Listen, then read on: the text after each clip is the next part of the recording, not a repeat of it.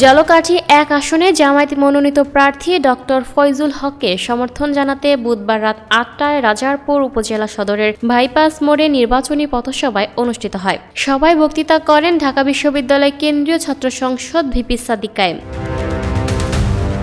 সাদিক কায়েম বলেন, জামায়াত ক্ষমতা এলে দেশের ন্যায় ও ইনসাফ প্রতিষ্ঠিত হবে। তারা ক্ষমতার নয় আদর্শের রাজনীতি করে। শহীদ ওসমান হাদি ও শহীদ আবু সাইদের আত্মত্যাগের আদর্শ অনুসরণ করে নতুন বাংলাদেশ গড়ে তুলতে হবে। তিনি আরো বলেন, দেশবিরোধী ও আধিপত্যবাদী শক্তি নতুন করে ষড়যন্ত্র করছে। এসব মোকাবিলায় সবাইকে সতর্ক থাকতে হবে।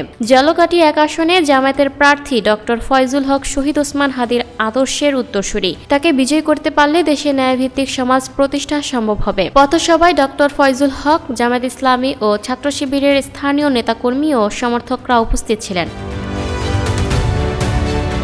Lucky Akter, people voice television, Dhaka.